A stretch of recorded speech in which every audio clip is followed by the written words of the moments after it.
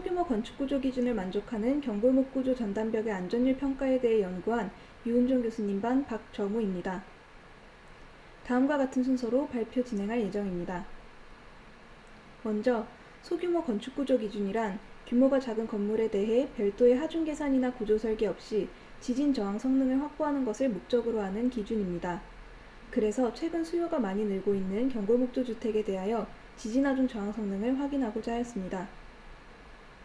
소규모 건축구조 기준을 만족하는 건물이 안전하다는 것을 증명하기 위해 지진 하중 저항 성능이 가장 불리한 사례를 찾아야 했습니다.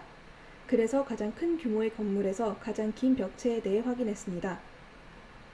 길이 18m 벽체에 대해서 진행했으며 소규모 건축구조 기준을 만족하기 위해서는 단위 벽체를 합한 길이가 최소 4.8m가 되어야 합니다.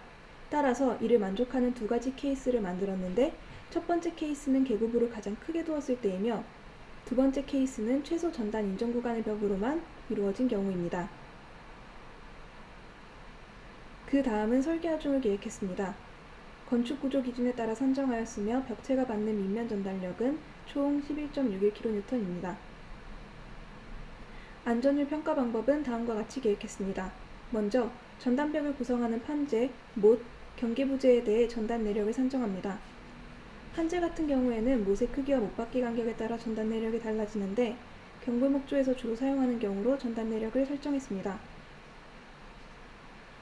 못은 건축구조 기준 중 목재의 접합부에서 제시된 항복 모드 중 최소값으로 설정했습니다. 전단벽을 구성하는 프레임 중 경계부재에 대한 검토도 필요했는데요. 이는 지진 하중과 설계 하중에 대해 작용하는 압축력에 대한 안전율을 구하기 위함이었습니다. 전단 내력을 구했으면 지진 하중에 대한 단위 벽체 응력을 구하기 위해 마이다스 젠을 사용해 모델링을 진행했습니다. 각재와 판재를 이격하여 개별로 모델링을 한 뒤에 이 둘이 실제로는 한꺼번에 거동을 하므로 제너럴 링크로 연결했습니다. 마이다스 젠의 결과값이 나오면 다음과 같은 방법으로 응력을 산정하여 안전율을 구했습니다. 다음은 연구 케이스 1과 케이스 2의 연구 결과입니다. 케이스 1 경계부재에서 가장 큰 내력비가 나왔으며 50%임을 알 수 있었습니다. 결론은 다음과 같습니다. 경계부재와 판재의 안전율이 비슷한 값을 나타내는 것을 확인했으며 못의 전단 내력은 지진 하중 저항 성능에 큰 영향을 미치지 않았음을 알 수 있었습니다. 케이스 1에서 더 임기하다는 것을 알 수 있었는데 이에 대한 원인을 향후 계획으로 삼을 예정입니다. 감사합니다.